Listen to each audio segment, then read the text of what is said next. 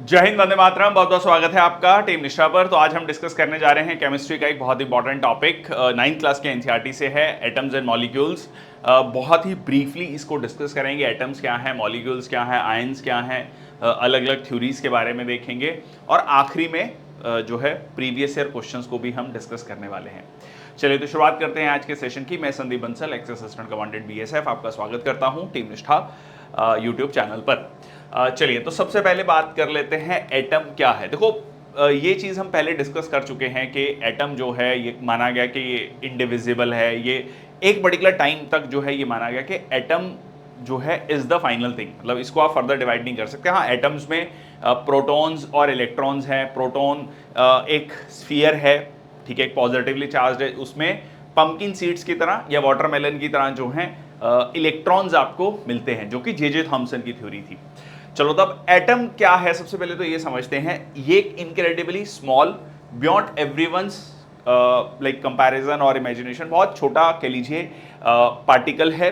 So millions of atoms को अगर आप मिलाएंगे तो जाकर एक शीट ऑफ पेपर जितना थिन ये बनेगा। और एटॉमिक रेडियस को मेजर किया जाता है नैनोमीटर्स में, ठीक है, नैनोमीटर्स में और एंगस्ट्रॉम्स में। Distance from the nucleus, nucleus से लेके आउटर मोस्ट शेल तक का जो या आउटर मोस्ट ऑर्बिट तक का जो कह लीजिए डिस्टेंस है, that is considered to be the atomic radius. Radius decreases left to right and increases from top to bottom.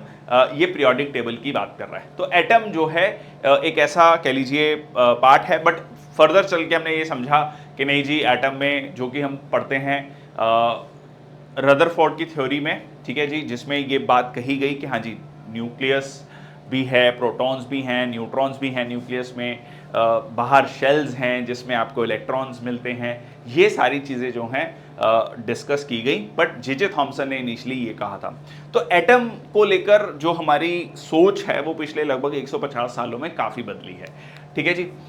So what are the modern day symbols of atoms of different form, ठीक है। तो ये आप देख सकते हैं modern day symbols हैं, ठीक है। इस तरीके से जो है इसको शो किया जाता है, कार्बन, ऑक्सीजन। दो आज के समय पर इसको बहुत ज़्यादा रेगुलरली यूज नहीं किया जाता। Symbols for some elements proposed by the Dalton, ठीक है, डाल्टन के द्वारा जो है प्रपोज किया गया था। He was the first to use the symbols for elements each representing a particular element. यहाँ पर आप जैसे देख सकते हैं कि अगर आप सर्कल बना रहे हैं तो ये कार्बन है, डॉट बना रहे हैं तो वो हाइड्रोजन है, ठीक है। सो ही प्रपोज 1 or 2 लेटर्स। बाद में चलकर जो है ये व्यक्ति जो बेर्जेलिस हैं ये कहते हैं कि नहीं, मतलब ये मुश्किल है ये सिंबल्स बनाना, लेटर्स को यूज़ किया जाए। तो जनरली हम क्या करते हैं, कार्बन है तो सी लिखते हैं, ऑक्सीजन है तो ओ लिखते हैं, ठीक है। तो जनरली जो इनिशियल है लेटर्स उनको हम यूज़ करते हैं। So initial elements were based on the places where they were first discovered. जितना भी मैटर है, जो भी मैटर हमें देख रहा है, made up of tiny particles. जो भी मैटर के बारे में हमने डिस्कस किया था, जिसको हम देख सकते हैं, छू सकते हैं, मैटर जो है वो एटम्स, फाइनली एटम से बना है। एटम्स मॉलिक्यूल्स या आयंस बनाते हैं, फिर जो है वो मैटर बनता है, ठीक है। So atoms are indivisible, remain unchanged in a chemical reaction. तो एटम्स जो हैं वो इंडिविजिबल हैं और चेंज नहीं होते केमिकल रिएक्शंस में। एटम्स अगर मैं सेम एलिमेंट की बात करूं वो आइडेंटिकल हैं मास और प्रॉपर्टीज में, ठीक है। ये इनिशियली समझा गया, ठीक है। दो एटॉमिक नंबर सेम है, एटॉमिक मास में भी डिफरेंट, ये हम आगे देखेंगे। Atoms of different elements vary in mass and properties.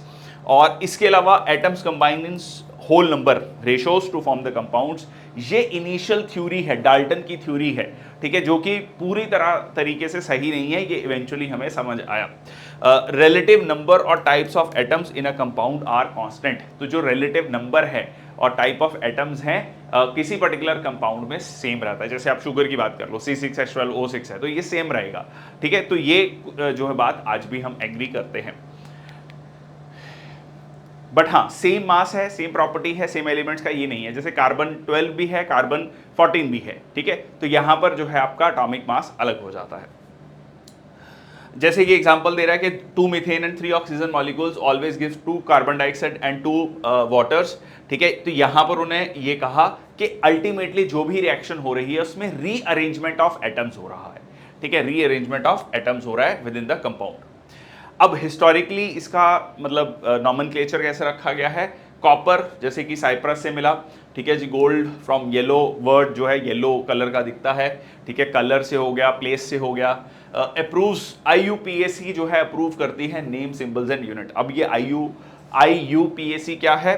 International union of pure and applied chemistry. बहुत ज़्यादा इंपॉर्टेंट नहीं है, इस पे बहुत ज़्यादा क्वेश्चन नहीं पूछे गए हैं, बट एक क्योंकि हम इस पूरे के पूरे टॉपिक को जो NCERT का आपका 9th क्लास की NCERT का 3rd और 4th चैप्टर है उसको हम कंबाइन करके पढ़ेंगे, क्योंकि उसमें पहले एटम्स एंड मॉलिक्यूल्स है, फिर स्ट्रक्चर ऑफ एटम है, तो वो पूरा एक साथ में चलेगा। तो ये एक बेसिक इंफॉर्मेशन है जो हमें उससे रिलेटेड डिस्कस कर रहे हैं, ठीक है जी। नेक्स्ट आता है element symbol for strict rules, ठीक है। फर्स्ट लेटर जो है यूज़ किया जाता है। अगर आप सेकंड लेटर यूज़ कर रहे हैं जैसे एल्यूमिनियम के केस में, तो वो स्मॉल में होगा, पहला कैपिटल में होगा, तो ये ध्यान में रखना है, ठीक है। खासकर जब आप लिख रहे हैं अगर किसी आंसर को, मोस्ट ऑफ द पेपर्स में आपको सीधा टिक करना है, तो बहुत ज़्यादा रिलेवेंट ये नहीं है उस सेंस में। ओके, नेक्स्ट आता है एटॉमिक मास, ठीक है जी। Dalton theory introduce atomic mass for each element. अब ये लॉ ऑफ कांस्टेंट प्रोपोर्शंस की बात करता है। अब ये क्या कहता है कि relative atomic mass using chemical equations, तो यहाँ पर वो कहता है एटॉमिक मास सेम रहता है, जो कि मैंने आपको बताया विल सी के इट विल वेरी। अब जैसे एग्जांपल वो क्या कह रहा है कि जो भी मास है वो कार्बन को रेफरेंस में रख के रखा गया। जैसे कार्बन का अगर मान लो 12 ग्राम है वेट, तो उसके अकॉर्डिंगली बाकी जो है एलिमेंट्स का मास देखा गया। जैसे रिलेटिव एटॉमिक मास की बात कर रहा है यहां पर, तो average mass of atoms of an element, mass of one atom of a carbon, ठीक है। तो एक अगर 12 ग्राम है तो एक का हो गया 1 ग्राम, तो ये सिंपली इससे डिवाइड कर दिया, मतलब ऐसे समझ लो ये 12 से मल्टीप्लाई भी कर दिया, 12 से डिवाइड भी कर दिया, तो 1 आ गया, ठीक है। तो रेफरेंस अपने कार्बन को रखा बेसिकली। हाँ, यहां पर आप देख सकते हैं रेफरेंस कार्बन को रखा 12, तो हाइड्रोजन इज 1। अगर मैं कहता हूं एटॉमिक मास कार्बन का 12 यूनिट है, ठीक है, 12 यूनिट है, तो हाइड्रोजन इज 1, ठीक है। Then nitrogen is 14, oxygen is 16। तो इस तरीके से हमने इस वेट को कैलकुलेट किया है। Okay, so carbon 12 was chosen as the standard for atomic mass unit, और एक atomic mass unit is exactly 1/12 of the mass of carbon 12 atom, not carbon 14, carbon 12, ठीक है। सीधा सीधा आपका क्वेश्चन बनता है। रिलेटिव एटॉमिक मास जो है डिटरमिन है रिलेटिव टू कार्बन 12, जो जस्ट हमने अभी डिस्कस किया। How do atoms exist? तो अब यहां पर most elements can not exist independently. बहुत सारे एलिमेंट्स इंडिपेंडेंटली एग्जिस्ट नहीं कर सकते। जैसे हाइड्रोजन ऐसा नहीं है, H2 में मिलता है, ठीक है, H2 में मिलता है, तो यहाँ पर बॉन्ड्स बनते हैं, यहाँ पर मॉलिक्यूल्स और आयंस बनते हैं aggregate to form the visible matter, ठीक है। नाइट्रोजन है N2 की फॉर्म में मिलता है, तो ये सारी चीज़ें क्या हैं, ये इंडिपेंडेंटली एग्जिस्ट नहीं कर रहे हैं। So atoms are incredibly small beyond our imagination, millions are stack together, ठीक है। 10⁻⁹ इज नैनोमीटर, 1 नैनोमीटर। तो अब वो एग्जांपल दे रहा है कि अगर मैं एटम ऑफ हाइड्रोजन की बात कर रहा हूं तो दैट इज 10⁻⁻10, ठीक है। तो यहां पर आप कह सकते हैं कि नैनोमीटर से भी छोटा है, ठीक है, 1/10 of a nanometre also. Okay, then molecule of water, ठीक है, मॉलिक्यूल ऑफ हीमोग्लोबिन, ठीक है, so that is you can say the 10 nanometres, and 1 nanometre is 1 molecule of water is 1 nanometre. तो इस तरीके से साइज, ग्रेन साइज देखेंगे तो दैट इज सफिशिएंटली काफ़ी बड़ा है वो, ठीक है। Then watermelon. What is a molecule? ठीक है, मॉलिक्यूल जो है 2 और मोर एटम्स को कंसिस्ट करता है जो कि केमिकली जुड़े हुए हैं, बॉन्डेड टुगेदर, बॉन्ड है उनमें। स्मॉलेस्ट पार्टिकल है एलिमेंट ऑफ एन एलिमेंट और कंपाउंड, एक जिसकी इंडिपेंडेंट एग्जिस्टेंस है, ठीक है, इंडिपेंडेंट एग्जिस्टेंस है। जैसे मैंने H2 की बात की, O2 की बात करी, तो ये अपने आप एक मॉलिक्यूल है जो इंडिपेंडेंटली एग्जिस्ट कर सकता है, ठीक है, with all its properties. Can be formed by atoms of the same element और डिफरेंट एलिमेंट्स ऑल्सो, ठीक है जी, अलग अलग एलिमेंट्स के बीच में भी हो सकता है। जैसे NaCl है, ठीक है, NaOH है, तो ये भी अपने आप में एक मॉलिक्यूल कहलाएगा, ठीक है। Hydrogen, helium, oxygen, Cl2, sulphur, ठीक है जी। So molecules of elements, element molecules are composed of identical atoms, जैसे कि अभी आपने डिस्कस किया। जैसे आर्गन हो गया, हीलियम हो गया, इनर्ट गैसेज हैं, तो ये अलग से आपको मिलती हैं। बट ऑक्सीजन जो है इट इज डाई एटॉमिक, मतलब 2 एटम्स हैं साथ में, ठीक है, डाई एटॉमिक है। अब इसी के according monoatomic, diatomic, polyatomic. Mono का मतलब सिंगल है, डाई मतलब 2 हो गया, पॉली मतलब मैक्स मोर देन 2 हो गया, ठीक है जी। सो यहाँ पर आप देख सकते हैं हीलियम, ठीक है, हाइड्रोजन 2 एटम्स हैं, ऑक्सीजन में 2 हैं, क्लोरीन में 2 हैं और सल्फर में 8 हैं, ठीक है, सल्फर में 8 हैं, ओजोन में 3 हैं, इसीलिए अनस्टेबल है वो थोड़ा। Ozone forms 3 oxygen atoms combined instead of usual 3। Atomicity क्या रेफर करता है? Number of atoms in a molecule, ठीक है। तो एटॉमिसिटी जैसे ओजोन की क्या हो गई? 3 हो गई। मेटल्स एंड मेटल्स और कुछ एलिमेंट्स हैं जैसे कि कार्बन हैव कॉम्प्लेक्स स्ट्रक्चर्स जिसमें बहुत सारे बॉन्डेड एटम्स आपको मिलते हैं। जैसे कि अगर आप ग्रेफाइट को देखोगे या फिर आप डायमंड को देखोगे तो ये चीज़ें अलग अलग हो जाते हैं। इसको अलग एक पूरा का पूरा चैप्टर है कार्बन एंड इट्स कंपाउंड, उसमें हम थोड़ा डिटेल में देखेंगे। ओके, जैसे आर्गन है मोनोटॉमिक, हीलियम, क्योंकि ये क्या है? ये इनर्ट गैसेस हैं। फिर oxygen, hydrogen, nitrogen diatomic, chlorine diatomic, phosphorus tetratomic, 4 हो गए, ठीक है। सल्फर पॉली एटॉमिक, ठीक है। तो ये इस तरीके से मेटल्स में अगर आप देखोगे तो सोडियम मोनोटॉमिक, आयरन, एल्यूमिनियम, तो ये जो है मेटल जो है आपको मोनोटॉमिक फॉर्म में मिल रहे हैं। मॉलिक्यूल्स ऑफ कंपाउंड्स की अगर हम बात करें तो atoms of different elements join, मतलब अलग अलग एलिमेंट्स जो हैं, जो एटम्स हैं अलग अलग एलिमेंट्स के, वो जॉइन होते हैं इन डेफिनेट प्रपोर्शन, ठीक है जी। जैसे कि H2O, तो यहाँ पर बहुत क्लियर क्या हो गया कि H2O, तो यहाँ पर आपका 2 एटम्स हाइड्रोजन के हो गए, 1 एटम ऑक्सीजन का हो गया, ठीक है। सिमिलरली NH3 अमोनिया, ठीक है, 1 नाइट्रोजन 3 हाइड्रोजन, तो ये क्या हो गया? कंपाउंड बन गया एक, ठीक है, और उसकी प्रॉपर्टीज कंसिस्टेंट रहेंगी। कार्बन डाइऑक्साइड, मीथेन, ठीक है, CO2, CH4। अच्छा, अब यहां पर एक और अच्छा पॉइंट है, रेशियो बाय मास। अब देखो H2O, ठीक है, H2O की बात कर रहे हैं, तो H2O में 2 हाइड्रोजन, तो 1 हाइड्रोजन का मास 1 ग्राम, तो 2 का कितना हो गया? 2 ग्राम, और ऑक्सीजन का कितना है? 16, तो 1:8।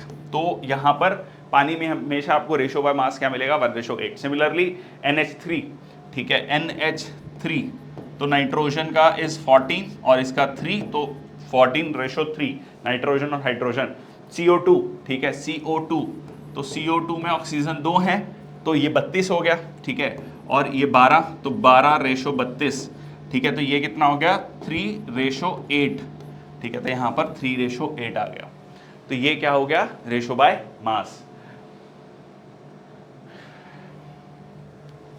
ठीक है। ओके, सेम चीज है। नेक्स्ट आता है what is an ion. Compounds of metals and non metals जो है कंटेन आयंस, और आयंस जो है सिंगल चार्ज एटम्स हो सकते हैं, ग्रुप ऑफ एटम्स जिसमें एक नेट चार्ज देखने को मिलता है। अनायंस को हम नेगेटिवली चार्ज आयंस कहते हैं और कटायंस को हम पॉजिटिवली चार्ज आयंस कहते हैं, ठीक है जी। कितना इलेक्ट्रॉन दे सकता है, कितना इलेक्ट्रॉन ले सकता है, ठीक है। सोडियम दे सकता है तो पॉजिटिवली चार्ज हो जाएगा, क्योंकि एक इलेक्ट्रॉन दे दिया तो नेट पॉजिटिव ज्यादा हो गया, प्रोटॉन ज्यादा है अब उसमें, ठीक है। So sodium chloride consist of positively charge sodium ions, negatively charge chloride ions. तो अब ये जो ग्रुप ऑफ एटम्स हैं carrying a charge is called poly atomic ions. तो अलग अलग एटम्स हैं, अलग अलग चार्जेस हैं, तो उसको पॉलीएटॉमिक। तो यहाँ पर सोडियम के पास एक एक्स्ट्रा इलेक्ट्रॉन है जो कि क्लोरीन को चाहिए। दोनों कह रहे हैं कि तू मेरा भाई मैं तेरा भाई, दोनों साथ चलते हैं, ठीक है। तुझे एक इलेक्ट्रॉन चाहिए, मेरे को स्टेबिलिटी मिल जाएगी, तुझे मिल जाएगा, तुझे स्टेबिलिटी, दोनों साथ रहते हैं, ठीक है। तो यहाँ पर some ionic compounds, so calcium and oxygen, ठीक है। Again the ratio by mass जो अभी हमने डिस्कस किया, अगर रेशियो 40 है, ठीक है, ऑक्सीजन, सो कैल्शियम ऑक्साइड, तो ये 16 हो गया, तो ये 20:8, और ये हो गया आपका 5:2, ठीक है, 5:2, तो ये आप देख सकते हैं 5:2, ठीक है। ओके, नेक्स्ट है आपका केमिकल फार्मूला, रिप्रेजेंट्स करता है केमिकल कॉम्पोजिशन को डिफरेंट कंपाउंड्स में, बिल्कुल स्ट्रेट फॉरवर्ड है और बैलेंस होनी चाहिए इक्वेशन। इस पे भी सीधा सीधा क्वेश्चन पूछा गया है कि मतलब लाइक क्या करेगा, इक्वेशन को x y z की फॉर्म में दे देगा। ओके, ठीक है, जैसे एग्जांपल ले लेते हैं कि मीथेन को आपने ऑक्सीजन, तो यहाँ CO2 प्लस वाटर अब इसको बैलेंस आउट करो, या फिर क्या करेगा, इसको लाइक दे देगा कि x y z a, ठीक है, कौन सा जो है सही है, बिल्कुल मतलब इक्वेशन जो है बैलेंस हो रही है। तो यहाँ पर कुछ भी नहीं है, आपको टोटल देखना है कि यहाँ पर कार्बन जितने हैं, ठीक है, वहीं उतने कार्बन यहाँ पे होने चाहिए, ठीक है, तो बैलेंस आउट होना चाहिए, ठीक है, टोटल नंबर सेम होना चाहिए। सिमिलरली हाइड्रोजन इधर भी सेम है, इधर भी सेम होने चाहिए, टोटल ऑक्सीजन के जो एटम्स हैं वो दोनों तरफ सेम होने चाहिए। तो इसको क्या कहते हैं, बैलेंस्ड केमिकल इक्वेशन। बहुत सिंपल है, ठीक है, और अभी हम क्वेश्चन देखेंगे तो और ज़्यादा क्लियर हो जाएगा। इसके अलावा एक टर्म आता है इसमें valency, refers two elements combining power. एक वैलेंस आता है, एक वैलेंसी आता है, दोनों का डिफरेंस देख लेते हैं। तो यहाँ पर आप देख सकते हैं पॉजिटिवली चार्ज, नेगेटिवली चार्ज, ठीक है। वैलेंसी क्या है, कैन थॉट ऑफ कि कितने वो इलेक्ट्रॉन्स दे सकता है या ले सकता है। सो वैलेंसी क्या है, ability of the atom to combined with another atom, कितनी उसकी एबिलिटी है। जैसे सोडियम की बहुत ज़्यादा है, क्लोरीन की ज़्यादा है, ठीक है, पोटाशियम की है। देन आपका valency is the maximum number of electrons जो कि एक एटम या तो लूज कर सकता है या गेन कर सकता है। जैसे सोडियम है, एक लूज कर सकता है, मैग्नीशियम 2 कर सकता है, कैल्शियम 2 कर सकता है। सिमिलरली क्लोरीन एक एक्सेप्ट कर सकता है, ऑक्सीजन 2 एक्सेप्ट कर सकता है, ठीक है। That an atom can lose और gain in order to stabilise itself. 288 represent it with positive और negative integer before the number, और ये जो है, ठीक है, विदाउट एनी इंटीजर, इसमें जो है आपका सीधा सीधा नंबर लिखा जाता है, ठीक है। और ये जो है it can have multiple values of an atom has only one value. तो बेसिकली ये आपकी एबिलिटी है of an atom to combine with another atom, ठीक है। ये सीधा सीधा बताता है कितना जो है इलेक्ट्रॉन्स का आदान प्रदान हो सकता है। Chemical formulas must balance each other, ठीक है जी। Combining a metal with a non metal, ठीक है जी। तो write the metal's name first, symbol जैसे कैल्शियम ऑक्साइड लिख रहे हो आप, तो कैल्शियम मेटल है तो कैल्शियम पहले आएगा, ठीक है। NaCl तो मेटल तो पहले आएगा। आयरन सल्फाइड लिख रहे हो तो आयरन जो है पहले आएगा। सिमिलरली कॉपर ऑक्साइड तो कॉपर जो है पहले आएगा।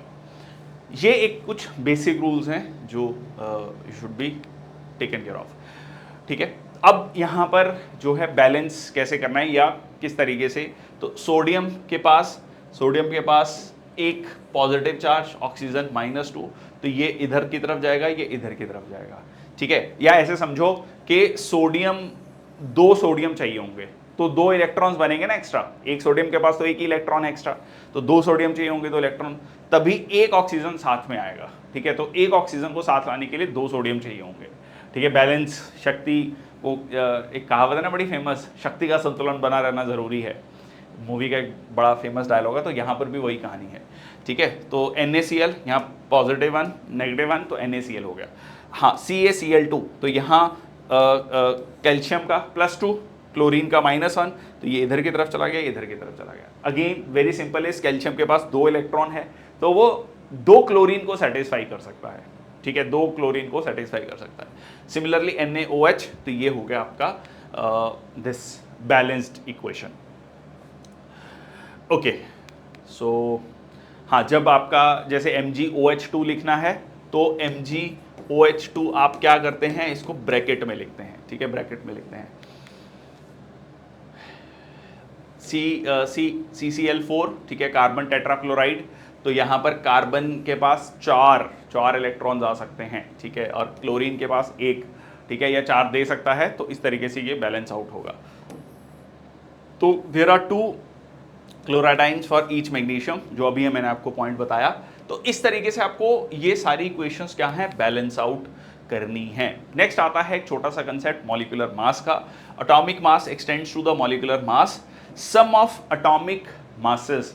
मतलब जैसे कि एग्जांपल लो CO2, तो आपने देखा कि जी कार्बन का 12 है, ऑक्सीजन का 2 × 16 तो ये 32 + 12 तो ये 44 ग्राम्स हो गया, ठीक है। तो इस तरीके से आप जो है इसको कैलकुलेट करते हैं मॉलिक्यूलर मास को। Okay, so carbon and CH4 का है 12 और atomic mass of hydrogen is 1, तो CH4 4 × 1 तो दैट इज 4, 12 + 4 16। तो मीथेन का मॉलिक्यूलर मास क्या हो गया आपका, मतलब सारे एटम्स का मास देखना है, ठीक है, सारे एटम्स का मास देखना है, ऐड अप करना है। Formula unit mass, sum of atomic masses in a compounds, formula unit, ठीक है। Similarly it is calculated similar to the molecular mass but applies to the substance with the ion particles, ठीक है। तो यहां पर जो है एग्जांपल दे रहा है जैसे सोडियम क्लोराइड। बहुत सिंपल कहानी यहां पर सिंपल ये है कि एटॉमिक वेट कितना है और NaCl, ठीक है 35.5, और यहां पर सोडियम का, दोनों को ऐड करना है, ठीक है, जो जस्ट अभी हमने डिस्कस किया। मोल कंसेप्ट, ठीक है, मोल कंसेप्ट जैसे एग्जांपल लेते हैं, हाइड्रोजन और ऑक्सीजन मिलकर पानी बना रहे हैं, तो यहां पर क्या चीज शो हो रही है, 2 मॉलिक्यूल्स ऑफ हाइड्रोजन चाहिए 1 मॉलिक्यूल ऑक्सीजन के साथ मिलकर, तब जो है 2 मॉलिक्यूल पानी बनेगा। अब क्या हो गया, ऑल्टरनेटिवली हम ये कह सकते हैं कि 4 यूनिट ऑफ हाइड्रोजन या 4 grams of hydrogen is required with 32 grams of oxygen to form 36 gram of water. तो देखो ऐड भी होगा, ये भी देखो, ये भी आपका बहुत इंपॉर्टेंट है, 4 + 32 इज इक्वल टू 36, तो ये मास भी कांस्टेंट रहता है, ठीक है। 1 मोल ऑफ कार्बन एटम्स में आपका 6.022 इंटू 10⁻23 एटम्स रहते हैं, और ये कितना है आपका 12 ग्राम, ठीक है, ये कितना है आपका 12 gram. Similarly 1 mole of hydrogen atom में भी सेम नंबर ऑफ एटम्स हैं, तो ये मोल का कंसेप्ट है। 1 ग्राम ऑफ हाइड्रोजन, तो 1 ग्राम ऑफ हाइड्रोजन में इतने एटम्स हैं, इसमें 12 ग्राम ऑफ कार्बन में इतने एटम्स हैं, सेम नंबर ऑफ एटम्स। अब 1 mole of any particle, atoms, molecule, ions, relative mass of those particles, तो ये आपका क्या हो गया, ये हो गया आपका नंबर ऑफ एटम्स, ठीक है, नंबर ऑफ दैट पार्टिकल। अब मैं जब मॉलिक्यूल्स की बात करता हूं, उसमें भी आपका 6.02 इंटू 10⁻23 मॉलिक्यूल्स आता है। मॉलिक्यूलर मास इन ग्राम्स, ठीक है, molecular mass in grams, molecular mass जो जैसे हमने अभी कैलकुलेट किया, जैसे CO2 है तो 44 ग्राम्स हो गया, ठीक है। तो हम ये कहेंगे CO2 12 + 16 + 16, तो ये कितना हो गया आपका 44 ग्राम्स में आपका 6.022 इंटू 10⁻23 जो है पार्टिकल्स हैं। अब यहां पर आपका फिर वो क्वेश्चन सॉल्व होगा कि जी कितने मोल्स आप निकालेंगे, और उसके अकॉर्डिंगली जो है ये मॉलिक्यूल्स या नंबर्स को देखेंगे। फॉर एग्जांपल एक मान लो मैंने कहा 44 ग्राम है, मेरे को क्वेश्चन में दिया है 88 ग्राम, तो मेरे को पता लग गया कि 2 मोल्स की बात हो रही है, ठीक है, 2 मोल्स की बात हो रही है, तो इसको मैं 2 से मल्टीप्लाई कर दूंगा, ठीक है। तो आंसर क्या है, 2 इंटू 6.022 इंटू 10⁻23 जो है उसके पार्टिकल्स हो जाएंगे, ठीक है। तो it is reaction directly show the number of atoms, molecules involved, और मोल का जो कंसेप्ट है वो इसको सिंप्लीफाई करता है। Quantity is better expressed in terms of molecules और atoms rather than the mass, क्योंकि जो क्वांटिटी है वो मॉलिक्यूल्स में ज्यादा बेटर रिप्रेजेंटेड है, इसलिए ये मोल का कंसेप्ट आया है, ठीक है। ये ऑलरेडी हम इसको एवोगैड्रोस नंबर बोलते हैं। जैसे कि एग्जांपल दे रहा है 52 ग्राम ऑफ हीलियम, ठीक है, 52 ग्राम ऑफ हीलियम, तो अगर हीलियम का मास कितना है 4 ग्राम, ठीक है, तो 52 डिवाइडेड बाय 4 कितना हो जाएगा 13, तो एवोगैड्रोस नंबर हो गया या नंबर ऑफ मोल्स हो गया 13, ठीक है। तो अगर मैं पूछूं कि कितने एटम्स हैं, तो 13 इंटू 6.022 इंटू 10⁻23 हो जाएगा आंसर, ठीक है। सिमिलरली अगर इतने नंबर ऑफ मॉलिक्यूल्स हैं, ठीक है, तो मोल बताओ।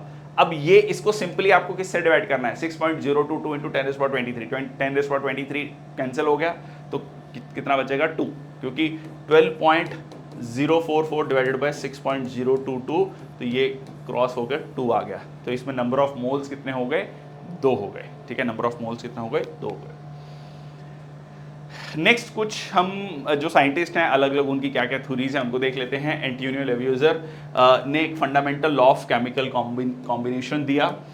उसने कहा कि मासेस ऑफ रिएक्टेंट्स और प्रोडक्ट्स, जो अभी हमने डिस्कस किया 4 + 32 इज इक्वल टू 36, है ना, तो वो जो है ये बात भाई साहब एंटोनियो लेवियोजर कह रहे हैं, ठीक है, यहाँ पर ठीक है। जैसे उसने एग्जांपल दिया कि एक अगर आप लकड़ी ले रहे हो 30 kg, फायर है 1 kg, तो ऐश 28 kg है, स्मोक से 20, तो ये बैलेंस आउट होगा, ये 30 + 1 31, 28 + 3 31। अब ऑब्वियसली ऐसा नहीं कि हर जगह सेम ही होगा कि 28, ये कोई फिक्स रूल हो गया, मतलब आइडिया ये है कि जो आपके रिएक्टेंट्स हैं और जो प्रोडक्ट्स हैं उनका मास सेम होगा, इसको क्या कहते हैं, law of conservation of mass, ठीक है जी। सो टोटल मास जैसे मिथेन है 16 ग्राम, ठीक है। यहाँ पर ऑक्सीजन जो है लाइक 32 × 2 दैट इज 80 ग्राम्स, तो यहाँ कार्बन डाइऑक्साइड 44 ग्राम और वाटर भी जो हो गया आपका 36, टोटल हो गया 80। ठीक है, टोटल हो गया आपका 80। नेक्स्ट आपका लॉ ऑफ डेफिनेट प्रोपोर्शंस। ठीक है, डेफिनेट प्रोपोर्शंस, कांस्टेंट कॉम्पोजिशन, ये कहता है कि जो केमिकल कंपाउंड है उसके जो एलिमेंट्स हैं वो सेम प्रोपोर्शन में मिलेंगे। जैसे कि अब यहाँ पर आप नाइट्रोजन ऑक्साइड को देखो 14 × 16, ठीक है, तो रेशो है एक पर्टिकुलर 14 × 32, ठीक है, तो एक पर्टिकुलर रेशो है, कांस्टेंट प्रोपोर्शन है जो आपको देखने को मिलेगा। अगेन एक और एग्जांपल देख लो, कार्बन डाइऑक्साइड है, ठीक है, 12 ग्राम पर मोल, ऑक्सीजन 16 ग्राम पर मोल। तो यहाँ पर टोटल अब जब आप इसको कैलकुलेट कर रहे हैं, ठीक है, CO2 को, तो 12/44, टोटल 12 + 32, ठीक है, 12 + 32, और तो ये परसेंटेज आ गया। ठीक है, तो मतलब बेसिकली कार्बन डाइऑक्साइड में कार्बन का परसेंटेज 27% है अप्रॉक्सीमेटली, इसका 72% है ऑक्सीजन का। तो ये इतना परसेंटेज में मास हो गया और इतना परसेंटेज में, तो ये आपको सेम मिलेगा। ठीक है, आप अब कितने भी ग्राम ऑफ कार्बन डाइऑक्साइड ले रहे हो, ये परसेंटेज सेम रहेगा। ठीक है, सिंपल कहानी। ओके, नेक्स्ट आपका लॉ ऑफ मल्टीपल प्रोपोर्शंस, ये आपका बताता है mass of elements forming multiple compounds. जैसे कि एग्जांपल है CO और CO2, अब ये अलग हो गया, कार्बन मोनोऑक्साइड, कार्बन डाइऑक्साइड, तो यहाँ पर जो है 16 और यहाँ पर 32, ठीक है, ऑक्सीजन ऑब्वियसली यहाँ पर एक एटम है, यहाँ पर 2 एटम है, तो रेशो कितनी ऑक्सीजन के आगे 2:1। ठीक है, CO2 carbon to oxygen mass ratio, अगर आप इसको इन दोनों की मास रेशो देखोगे, कार्बन 12 16, तो ये कितना हो गया 3:4, और कार्बन डाइऑक्साइड में 12:32, और ये हो गया 3:8। अब वो कह रहे हैं कि ये जो है आपका ratios are simple whole numbers, जो आपको एक पर्टिकुलर चीज बताते हैं, मल्टीपल प्रोपोर्शंस कार्बन और ऑक्सीजन का ये सेम रहेगा। ठीक है, और इससे आपको जो है इसका भी जो है रेशो पता लगता है, 3:8, 3:4। गेल-यूजेक्स लॉ जो है कंबाइनिंग वॉल्यूम्स की बात करता है। स्टेट्स जो गैसेस हैं वो रिएक्ट करती हैं वॉल्यूम्स में विद होल नंबर रेशोस। ठीक है, यहाँ पर ratio between volume of reactants और प्रोडक्ट्स को एक्सप्रेस किया जाता है सिंपल होल नंबर्स में। ठीक है, सिंपल होल नंबर्स में। प्रेशर है किसी भी गैस का, वो इंक्रीज करता है as its temperature increases. Best example आप कह सकते हैं आपका प्रेशर कुकर, टेम्परेचर बढ़ाते हैं तो अंदर जो है प्रेशर कुकर, नाम ही प्रेशर बढ़ता जाएगा। प्रेशर बढ़ने से क्या होगा, ठीक है, प्रेशर बढ़ने से, ठीक है, प्रेशर बढ़ने से बॉइलिंग पॉइंट बढ़ेगा। ठीक है, क्योंकि जो है जो अब ज़्यादा एनर्जी चाहिए, ठीक है, to break the bond between the particles. ठीक है, तो हीट रिटेन रहेगी सब्जी में, जो भी खाना पका रहे हैं तो वो जल्दी पक जाएगा। हायर हाइट्स में क्या होता है, हायर हाइट्स में यही दिक्कत होती है, प्रेशर कम हो जाता है, जल्दी बॉइलिंग पॉइंट अचीव हो जाता है, इसलिए ज़्यादा समय तक खाना जो है पकाना पड़ता है ताकि वो अच्छे से पक जाए। ठीक है, हायर हाइट्स पे देखो जो चार्ज्ड पार्टिकल्स हैं मैटर में, वो असेंशियल हैं in understanding the material behaviour and the properties. उसी से आपको पता लगता है कि उसकी प्रॉपर्टीज क्या है, उसका बिहेवियर क्या है। एटम्स जो हैं, जो कि बेसिक यूनिट है मैटर का, उसमें प्रोटॉन्स हैं, न्यूट्रॉन्स हैं, इलेक्ट्रॉन्स हैं, पर ये जानकारी हमें हमेशा से नहीं थी। पहले ये समझा गया था कि न्यूट्रॉन्स के बारे में काफ़ी बाद में जाकर पता लगता है, और इवन जो प्रोटॉन्स और इलेक्ट्रॉन्स है उसकी जो कॉम्पोजिशन है, न्यूक्लियस है, ये सारी चीज़ें जो है काफ़ी बाद में जाकर पता लगता है। इट वॉज नोन बाय 1900 जो एटम है वो इंडिविजिबल पार्टिकल है, but contained at least one subatomic particle, electron, identified by J.J. Thomson. But even before that, electron was identified by E. Goldstein.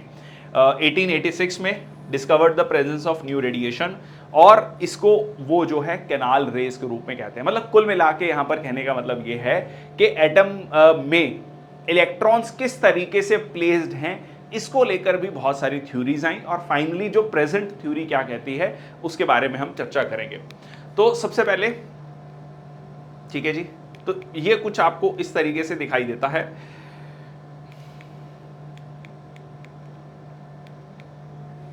ठीक है जी। ये कुछ आपको न्यूक्लियस है, न्यूक्लियस में आपका प्रोटॉन्स और न्यूट्रॉन्स है, और ऑर्बिट्स हैं, ऑर्बिट्स में आपको इलेक्ट्रॉन्स दिखाई देते हैं। ठीक है जी, इसके बारे में हम चर्चा करेंगे कि कौन कौन से ऑर्बिट हैं, 2, 8, 8 किस तरीके से फॉर्मूला आपका वर्क करता है वो हम देखेंगे।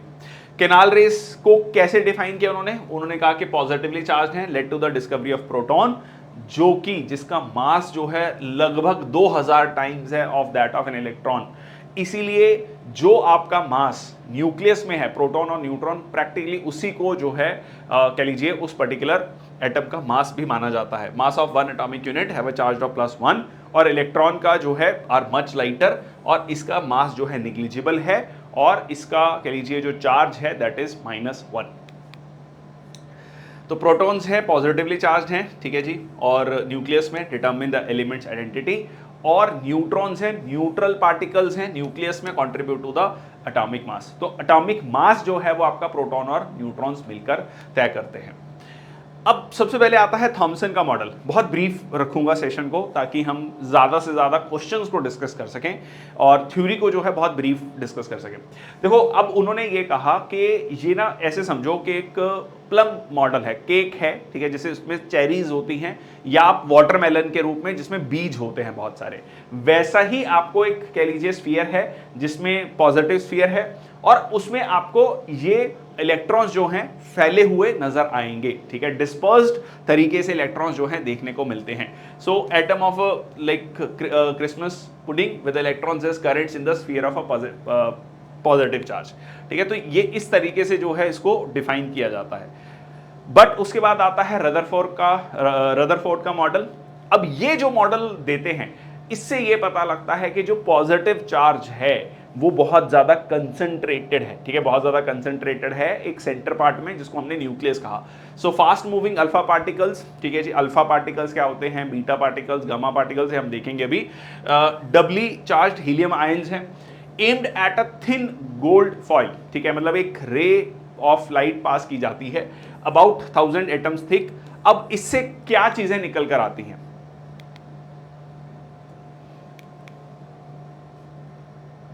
यस, तो यहां पर आप देखेंगे ये एक पर्टिकुलर रे है, यहां पर हिट किया तो ये देखा गया कि इसमें जो है लगभग 1 in 12,000 जो एक रे है, मतलब बहुत कम नंबर, वो टकराकर सीधा का सीधा जो है 180 डिग्री वापस आ रहा है, या कह लीजिए बिल्कुल रिफ्लेक्ट हो रहा है।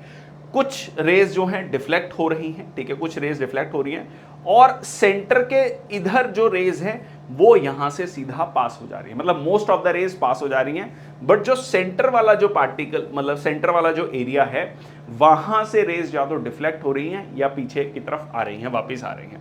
तो इससे एक जो बेसिक चीज क्या कंक्लूड हुई, so pass through the gold foil without deflection, some of were deflected at small angles, approximately 1 in 12,000 particles rebounded contrary to the expectations। so इससे ये एक चीज क्लियर हुई कि जो मास है, ठीक है, वो कंसंट्रेटेड कहां पर है, सेंटर पार्ट में, जिसको क्या कहा गया, न्यूक्लियस कहा गया।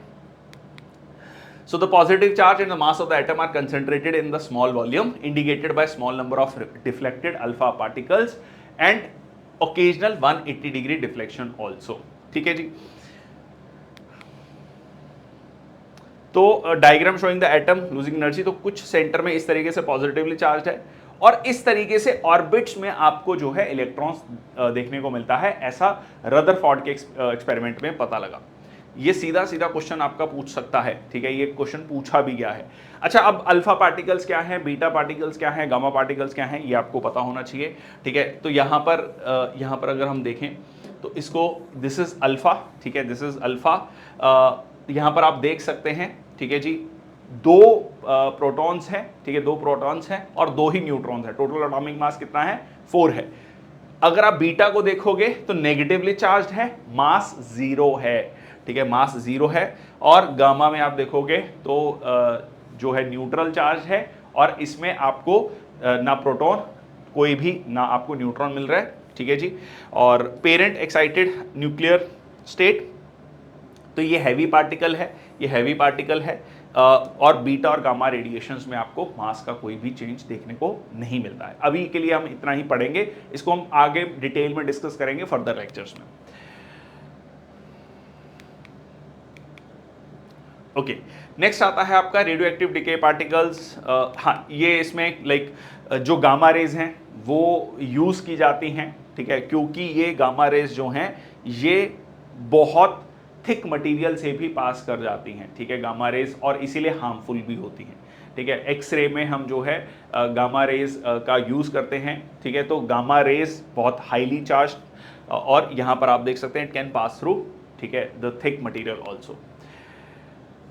Okay, Bohr's model of atom की बात करें तो Niels Bohr's postulates electron can only occupy specific discrete orbits. तो वो कहता है कि एक डिस्क्रीट ऑर्बिट्स में आपको पाए जाते हैं, इन ऑर्बिट्स में these orbits, electrons in these orbits do not emit radiations, ठीक है, वो रेडिएशंस एमिट नहीं करते हैं, और इस ऑर्बिट्स को अलग अलग नाम दिए गए, ठीक है। तो यहाँ पर आप देखेंगे KLMNO, ठीक है, तो इस तरीके से आप इसको याद रख सकते हैं, ठीक है जी, KLMN, तो K ऑर्बिट है, ठीक है, और इसमें 2 इलेक्ट्रॉन्स हैं, इसका फॉर्मूला दिया गया 2n² are represented by the letters KLMN, और या n इज इक्वल टू 1 2 3 4, और यहाँ पर आपका जे चैडविक डिस्कवरी 1932, इसके बाद जो है डिस्कवर्ड द न्यूट्रॉन्स, सब एटॉमिक पार्टिकल है जिसमें कोई चार्ज नहीं है, और इसका जो मास है लगभग लगभग प्रोटॉन के बराबर है, ज़रूरी नहीं है बट लगभग लगभग प्रोटॉन के बराबर है, और ये जो है आपको neutrons are found in the nucleus of all atoms except hydrogen, generally represented by n, neutrons contribute to the mass of the atom, और अलॉन्ग विद द प्रोटॉन, दोनों का मास मिलाकर ही एटॉमिक मास कहलाता है, ठीक है जी। Sum of these masses of protons and neutrons in the nucleus. Okay, so Bohr's and Bury's rules for electron distribution, ये हमने अभी डिस्कस किया था। तो यहाँ पर 2n² का आपका फॉर्मूला है, 2n² का, तो n इज इक्वल टू 1, तो 1 का स्क्वायर 2, 2 का स्क्वायर 8, तो ये आप देख सकते हैं 18 32। ये पैटर्न जो है आपका हायर ऑर्बिट्स के लिए भी रहता है, ठीक है, हायर ऑर्बिट्स के लिए भी रहता है। द आउटरमोस्ट ऑर्बिट जो है उसमें मैक्सिमम 8 इलेक्ट्रॉन्स आ सकते हैं, और इसी से आपका नेक्स्ट कंसेप्ट आता है वैलेंसी का, ठीक है, वैलेंसी का कंसेप्ट आता है कितने, लाइक अगर हम यहाँ पर देखें हाइड्रोजन है, हाइड्रोजन इज 1 इलेक्ट्रॉन, तो पहली ही शेल में 1 इलेक्ट्रॉन है, हीलियम में पहली शेल में 2, तो 2 हैं और मैक्सिमम 2 ही आ सकते हैं, तो बहुत स्टेबल माना जाएगा, ठीक है। देन आपका आ गया, ठीक है जी, लिथियम 2 हैं, और यहाँ पर एक शेल में 1 इलेक्ट्रॉन, फिर आपका बेरिलियम, ठीक है जी, यहाँ पर 2 है, देन आपका बोरॉन 1 2 3, कार्बन 4 हो गया, ठीक है, नाइट्रोजन 2 और 5, sorry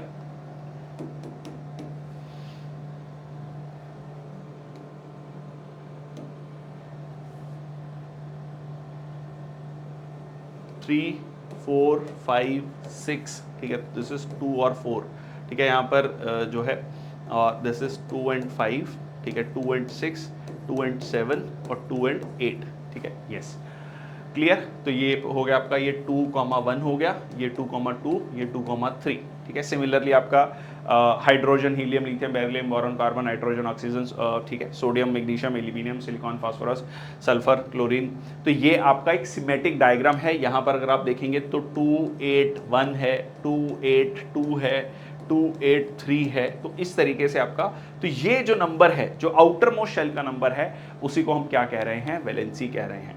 so valence electrons are located in the outermost shell of the atom, ठीक है जी, और completely filled outermost shell है, तो वैलेंसी क्या हो जाएगी आपकी, 0 हो जाएगी, ठीक है, 0 हो जाएगी। उसी को इनर्ट एलिमेंट्स या इनर्ट गैसेस भी कहा जाता है। ओके, जैसे कार्बन है तो वैलेंसी 4 हो गया, ठीक है जी, नियॉन वैलेंसी 0, क्लोरीन के केस में, ठीक है जी, so chlorine atom 7 valence electrons, तो ये हो गया आपका 1 इलेक्ट्रॉन को वो एक्सेप्ट कर सकता है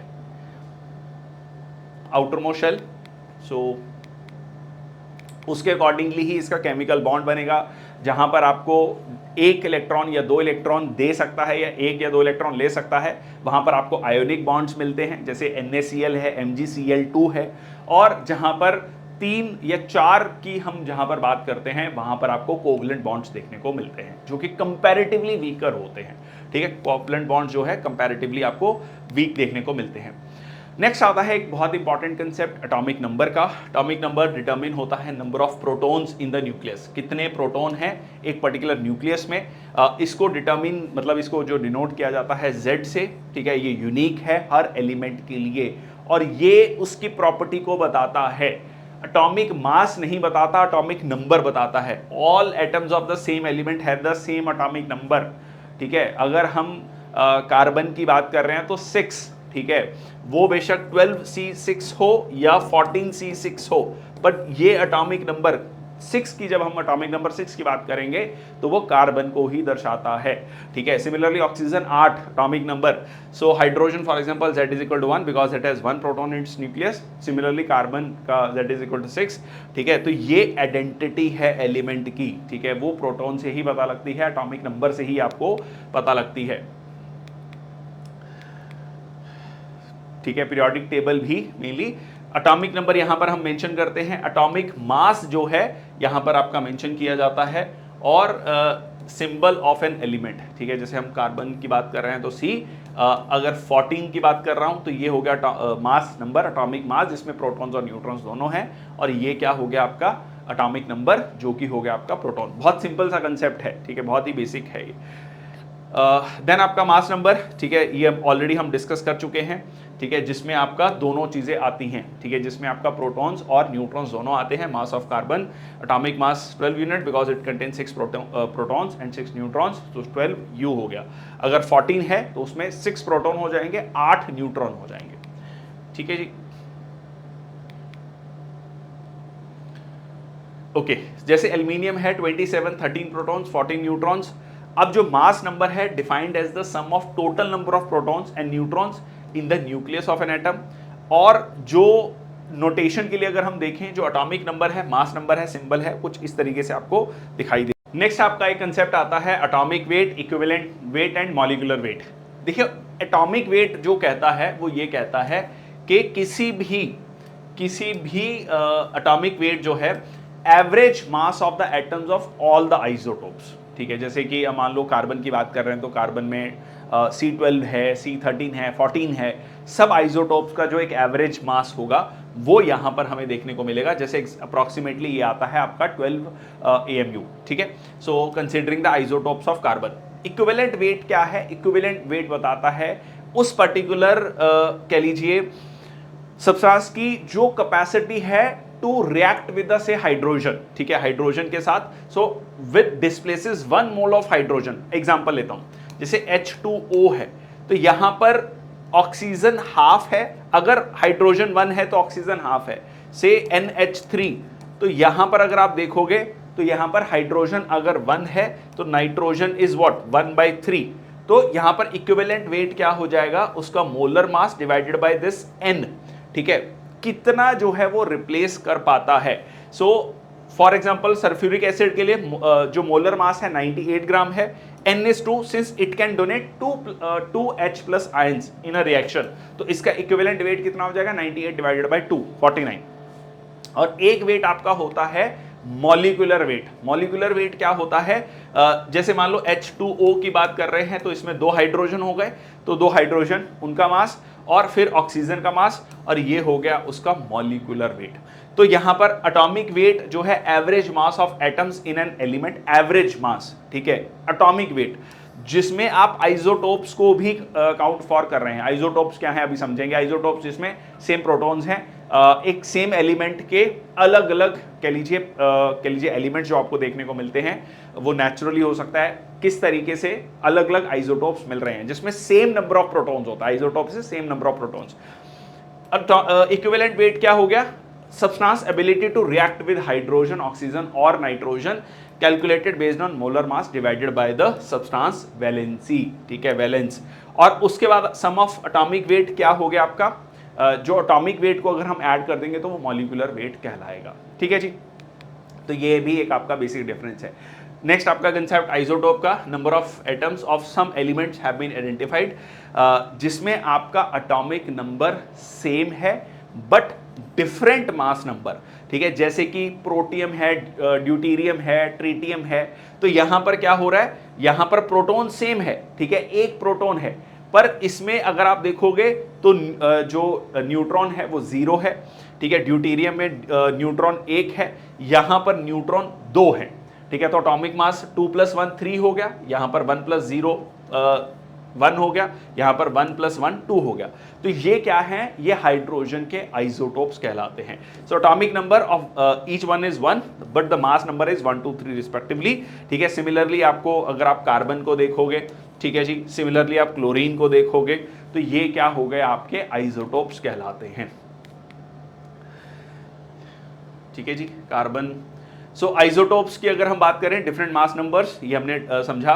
तो इसमें आपको क्या होगा, आइसोटोप्स में अगर आप केमिकल प्रॉपर्टीज की बात करोगे वो सिमिलर होंगी, but it may differ in physical properties, ठीक है। अगर जैसे क्लोरीन है, वो उसके 2 आइसोट्रॉपिक फॉर्म्स हैं जो नेचुरली मिलते हैं, क्लोरीन 35, क्लोरीन 37। अब क्योंकि ये 3:1 में मिलते हैं, मतलब 75% क्लोरीन 35 मिलता है और 25% लगभग क्लोरीन 37 मिलता है। तो इसका जो अभी हमने डिस्कस किया, जो वेट, ठीक है, जो एटॉमिक वेट कितना होगा, ठीक है, तो वो आपको यहां पर कैलकुलेट करना है। तो वो आपका कैलकुलेट 35 जो है आपका वो 75% है और 25% आपका 37, तो उसको आप कैलकुलेट करते हैं तो वो 35.5 आता है। अब ये क्वेश्चन भी आपका कई बार स्टैंडर्ड पूछा गया है।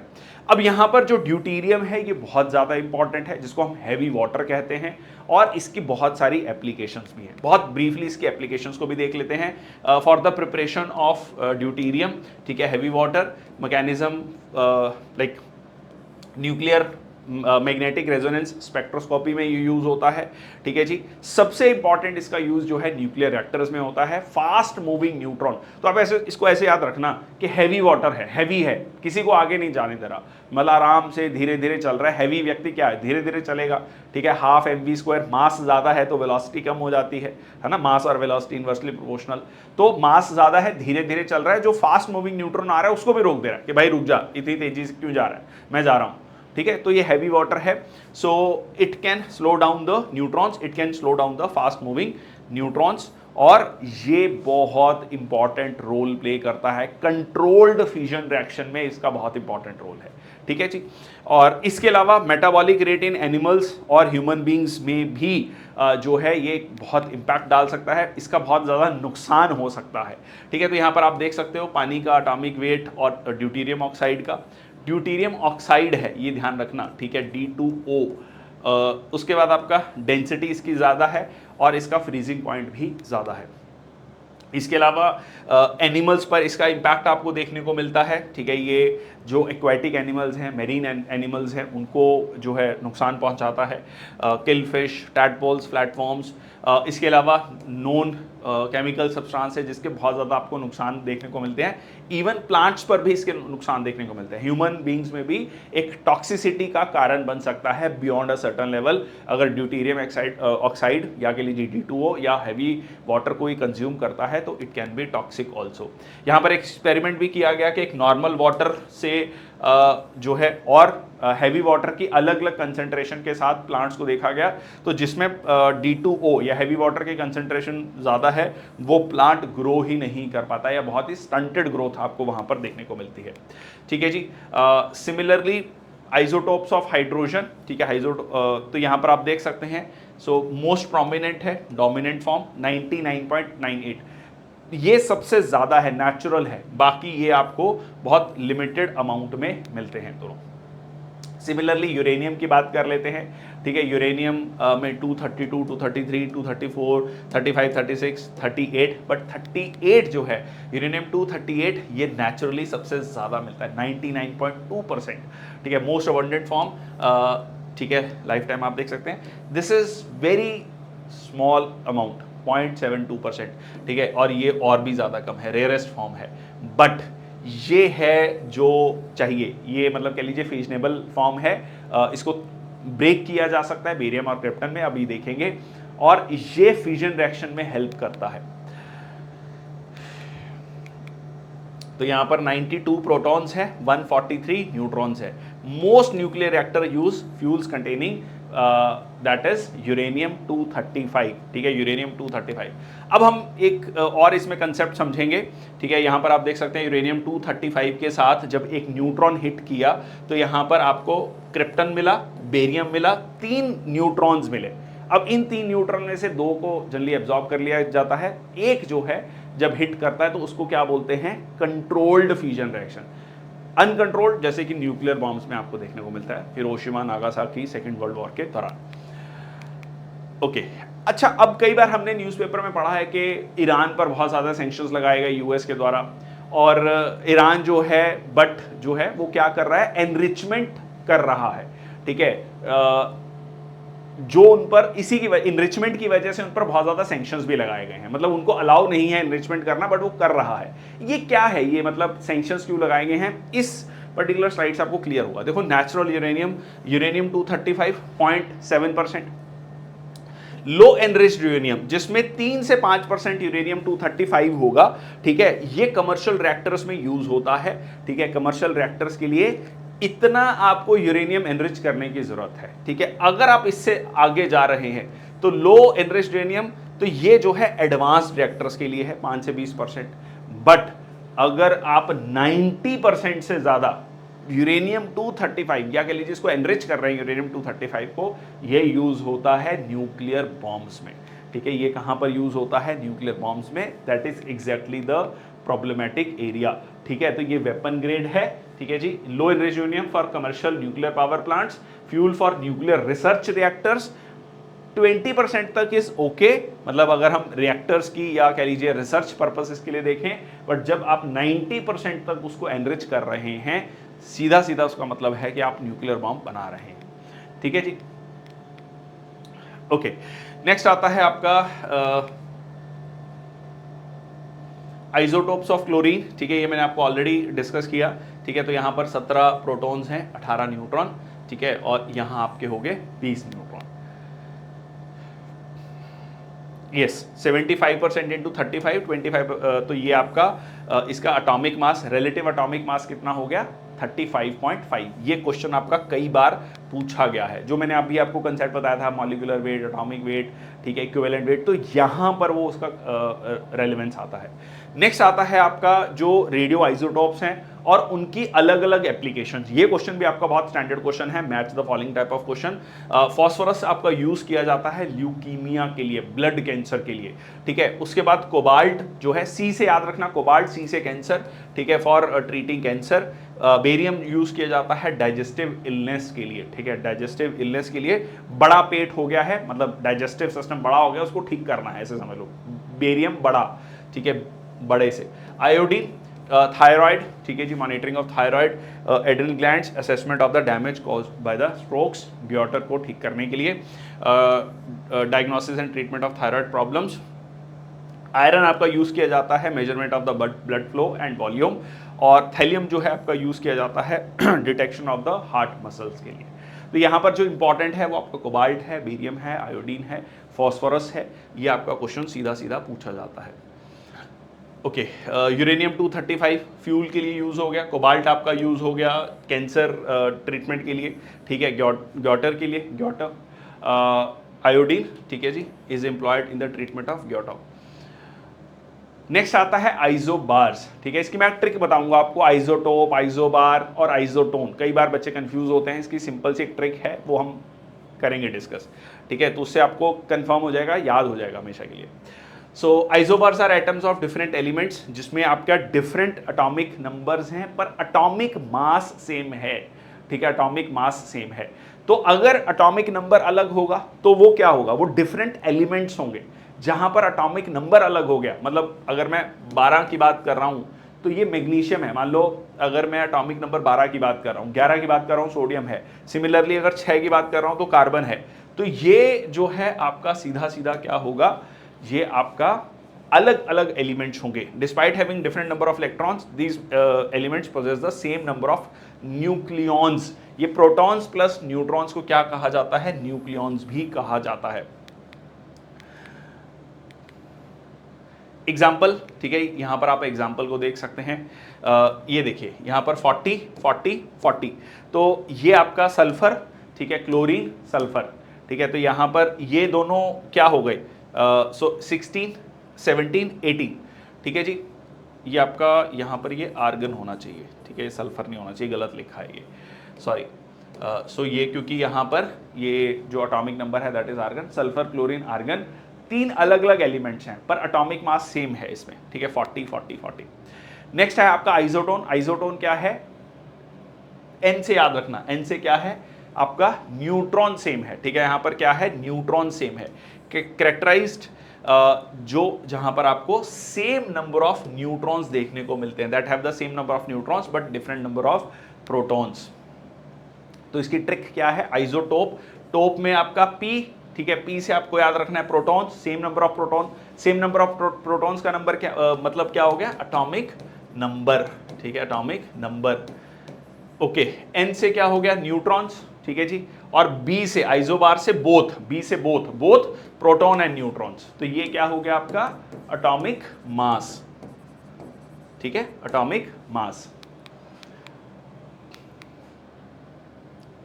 ओके, ये आपका लास्ट स्लाइड थी। So high energy helium nuclei consisting of 2 protons and 2 neutrons, that is आपका alpha particle, beta particle high energy electrons, positron particles with same mass, ठीक है, एज एन इलेक्ट्रॉन, बट इसमें 1 unit का आपको positive charge देखने को मिल रहा है। प्रोटॉन क्या हो गया, न्यूक्लियर ऑफ हाइड्रोजन एटम, जो अभी हमने डिस्कस किया, ठीक है जी। देन न्यूट्रॉन, जिसमें कोई जो है न्यूट्रल चार्ज है, mass approximately equal to that of proton, और गामा रेज क्या है, very high energy electromagnetic radiation. Okay, let's see the question, sorry, which of the following has a valency of 3।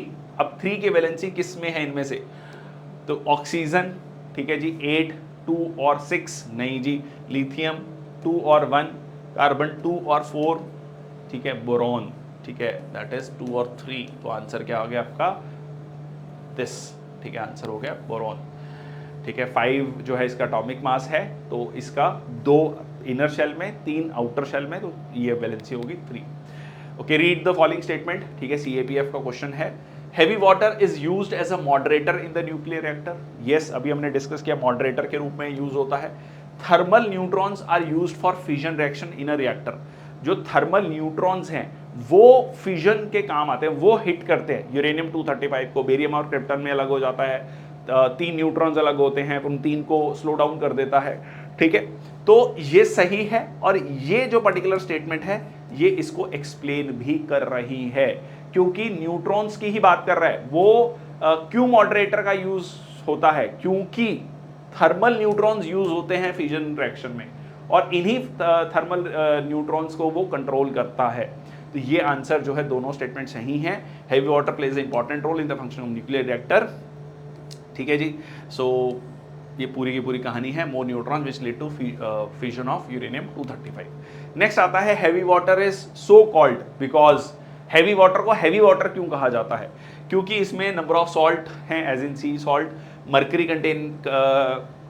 Containment है, ठीक है जी, saline water है used in hospital, contains the heavier isotope of hydrogen in water, heavier isotope है इसीलिए इसको heavy water कहा जाता है, ठीक है जी।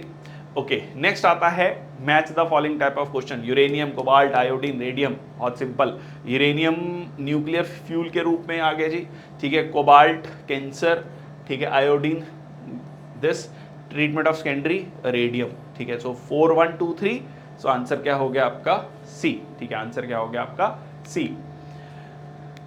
नेक्स्ट आपका heavy water of an atomic reactor is deionised water है, oxide of heavier isotope of oxygen है, mixture of ice and water है, oxide of heavier isotope of hydrogen है, oxide of heavier isotope of hydrogen, simple direct question, सीधा सीधा question, ठीक है।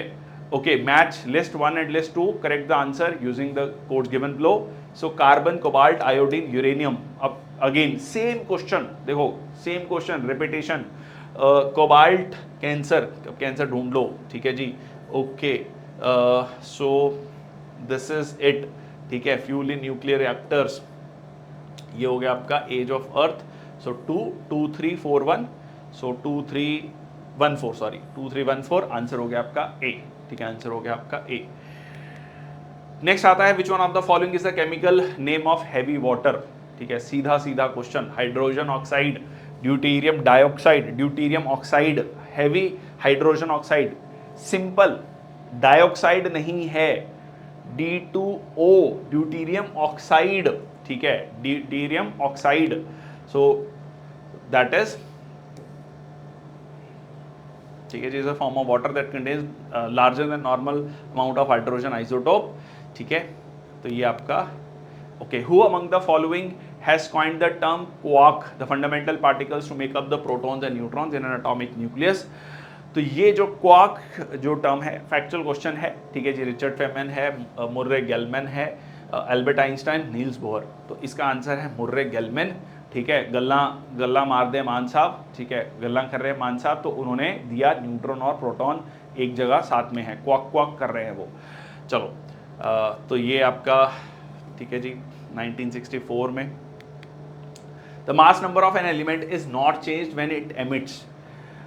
मास number जो है एलिमेंट का वो चेंज नहीं होगा अगर वो एमिट कर रहा है alpha beta radiations only, alpha and gamma radiations only, beta and gamma radiations only, alpha beta gamma radiations only.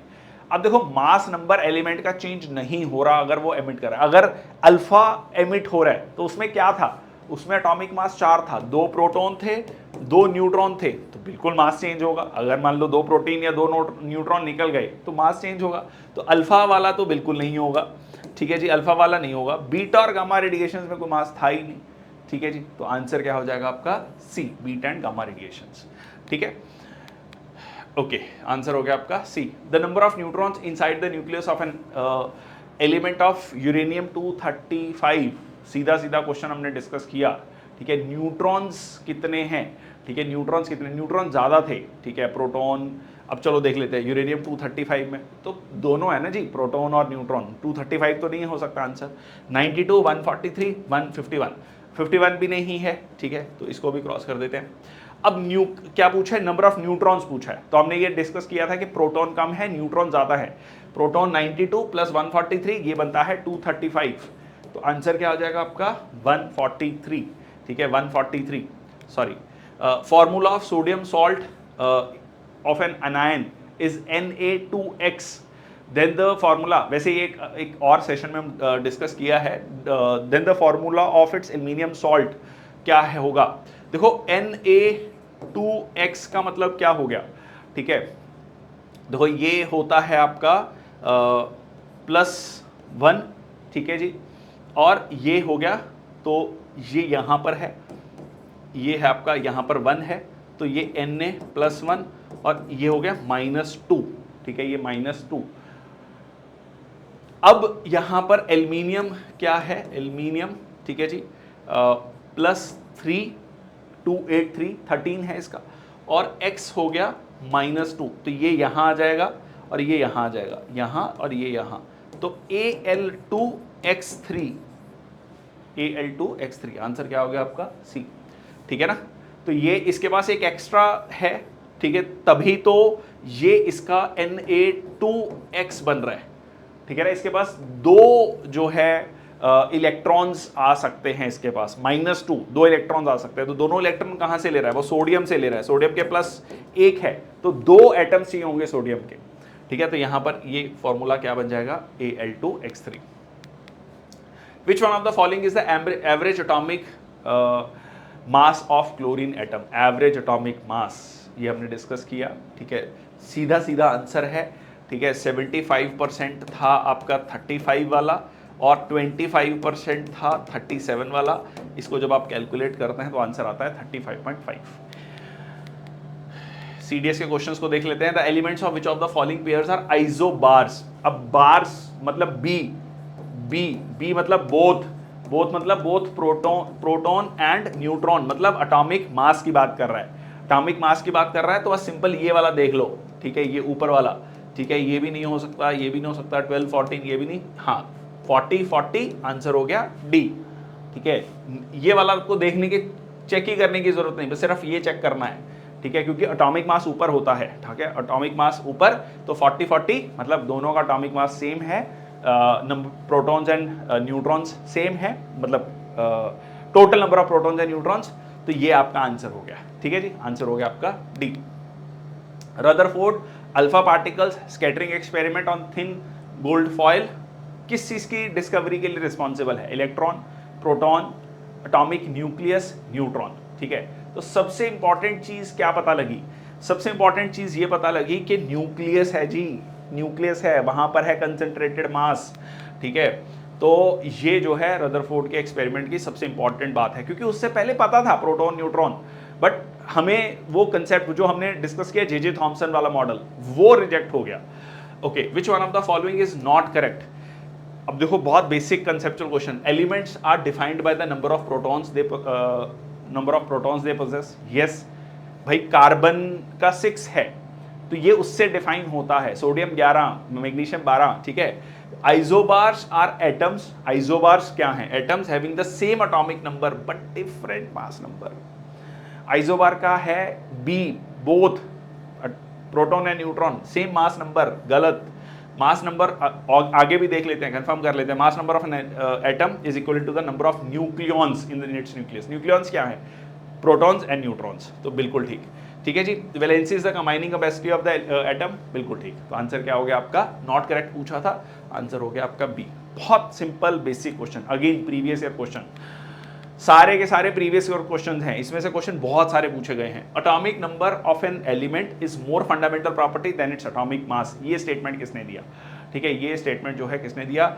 Dmitry Mendeleev, Henry Moseley, J Thomson, Ernest Rutherford. Again factual question है, ये कुछ factual questions को आपको याद करना पड़ेगा। ठीक है, एटॉमिक मास इसने कहा कि सबसे ज़्यादा इंपॉर्टेंट है, तो आंसर है आपका हेनरी मॉजले। ठीक है, मॉजले ने कहा मोजे पहनने बहुत ज़रूरी हैं, यही सबसे ज़्यादा ज़रूरी है जूतों में, नहीं तो स्मेल आएगी।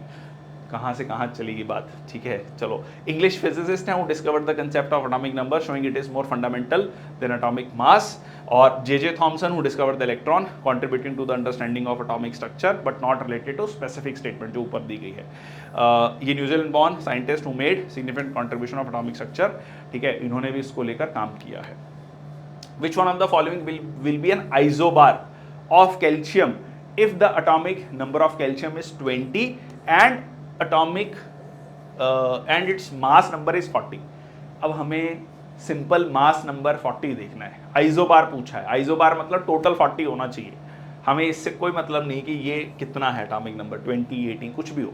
ठीक है, हमें सिंपल ये देखना है कि 40 ऐड होना चाहिए। 20 + 18 38 नहीं, 40 नहीं, 40 नहीं, हाँ 22 और 18 40। बिल्कुल सही, आंसर हो गया डी।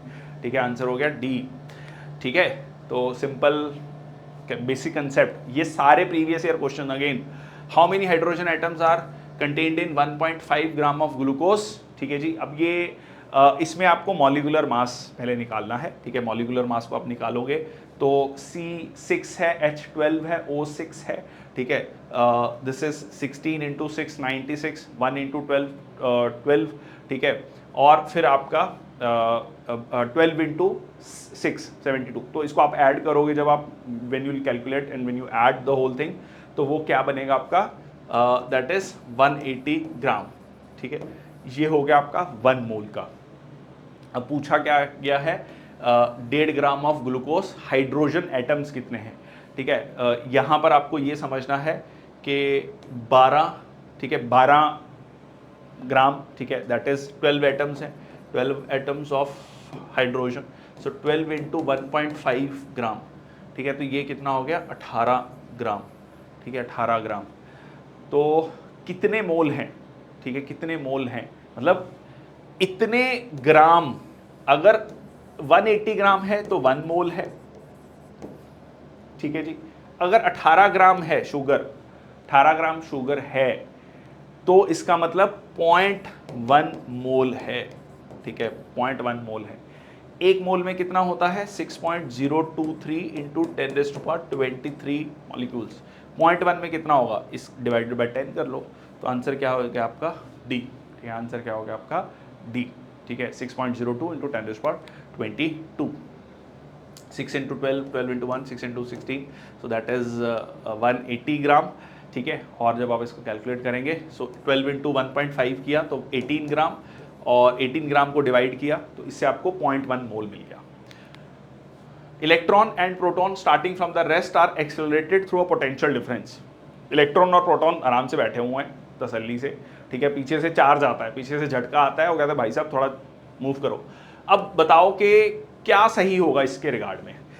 जो किनेटिक एनर्जी है दोनों पार्टिकल्स की वो डिफरेंट होगी। स्पीड ऑफ इलेक्ट्रॉन जो है will be higher than that of proton, speed of proton will be higher than that of electron, speed of electron and proton will be the equal. क्या हो सकता है, same हो सकता है। ऐसे समझ लो भारी भरकम बंदा है धीरे धीरे चलता है, जो हल्का बंदा है वो बहुत तेजी से दौड़ता है, ठीक है। Half mv square kinetic energy. So अगर ये मान लो कांस्टेंट है तो क्या है, mass and velocity is inversely proportional. तो मास किसका कम है, इलेक्ट्रॉन का कम है, तो मास इलेक्ट्रॉन बहुत तेजी से दौड़ेगा, प्रोटॉन थोड़ा धीरे धीरे होगा। तो speed of electron will be higher than that of proton, ठीक है। आंसर क्या हो जाएगा आपका बी, ठीक है, आंसर हो जाएगा आपका बी, ठीक है, आंसर हो गया आपका B. So when accelerated from this fully kinetic energy is equal to charge into potential of the evacuation, velocity of particle is inversely proportional to the mass, ठीक है, तो ज़्यादा स्पीड उसको देखने को मिलेगी। प्लम पुडिंग मॉडल किसने दिया, ठीक है, वो कि प्रोटॉन है बीच में आपको जो है इलेक्ट्रॉन्स मिलते हैं, तो ये आपको किसने दिया, जे थॉमसन ने, ठीक है, जे थॉमसन, ये हमने आज पढ़ा। There are two elements, atomic number 20 है, ठीक है जी, calcium atomic number 20, argon 18, the mass number of both the is element 40, they are therefore known as same atomic mass। तो क्या हो जाएगा, आइसोबार, ठीक है जी, आइसोबार। बी से both proton and neutron same है, ठीक है, 40-40, तो ये हो गया आंसर। तो कितने क्वेश्चन पूछे गए हैं आइसोबार, इससे आइसोटोप से। In the gamma decay of nucleus the mass of the nucleus changes where its atomic number does not change. अब गामा डिके हो रहा है किसी भी न्यूक्लियस का, तो क्या होगा, ठीक है, उसका जो मास नंबर है वो चेंज होगा, एटॉमिक नंबर नहीं चेंज होगा। Mass number of the nucleus does not change whereas its atomic number changes, both the mass number atomic number change, neither mass number nor the atomic number of the nucleus change। अब हमने discuss किया था neutron, मतलब neutrally charge कुछ नहीं है, ठीक है, हाईली चार्ज पार्टिकल है, इलेक्ट्रोमैग्नेटिक रेडिएशंस, इसमें कोई मास ही नहीं है। हमने बीटा और गामा रेडिएशन में देखा कोई मास नहीं है। अल्फा में है हीलियम, ठीक है, दैट इज 2 प्रोटॉन 2 न्यूट्रॉन्स, तो ना तो मास में चेंज होगा ना जो है एटॉमिक नंबर में चेंज होगा, ठीक है। Type of radio activity in which some unstable atomic nuclear dissipate excess energy by spontaneous electromagnetic process, but इसमें किसी भी तरीके का एटॉमिक नंबर या एटॉमिक मास चेंज नहीं हो रहा है। Which one of the following is not correct, कौन सा सही नहीं है। एटम्स ऑफ डिफरेंट एलिमेंट्स में have the same mass number, different elements का सेम मास नंबर, अभी हमने डिस्कस किया आर्गन और कैल्शियम सेम मास नंबर हो सकता है, सही। एटम्स ऑफ एन एलिमेंट में हैव डिफरेंट मास नंबर्स, एक एलिमेंट के डिफरेंट मास नंबर्स हो सकते हैं, बिल्कुल ठीक। कार्बन का 6-12, ठीक है, 6-14, ठीक है, सही है। All atoms of an element have same number of protons, जितने भी एटम्स हैं एलिमेंट के उसमें सेम नंबर ऑफ प्रोटॉन्स हैं, बिल्कुल ठीक। All the atoms of an element will always have the same number of neutrons, जी नहीं, ये एग्जांपल ये सही है। जितने भी एलिमेंट्स हैं ये सेम है, कार्बन, ठीक है, इसमें नंबर ऑफ न्यूट्रॉन सेम है, जी नहीं, इसमें 6 है, इसमें 8 है, ठीक है, तो सेम नंबर ऑफ न्यूट्रॉन्स नहीं होंगे, नॉट करेक्ट पूछा है। आंसर क्या हो गया आपका D. Conceptual question, proper conceptual question, basic question, कोई इसमें इफ एंड बट नहीं, तो आंसर क्या हो गया आपका D. Atomic theory of matter was first proposed by, atomic theory सबसे पहले किसने दी, ठीक है, so John Dalton, Rutherford, J Thomson, Niels Bohr, so that is John Dalton ने, English chemist for the development of modern atomic theory. Tritium में number of protons और neutrons कितने होते हैं, ट्रीटियम में 3H1, तो प्रोटॉन 1 हो गया और न्यूट्रॉन 2 हो गए, तो ऑप्शन क्या हो गया आपका दिस, ठीक है, 1 प्रोटॉन एंड 2 न्यूट्रॉन्स, आंसर हो गया बी।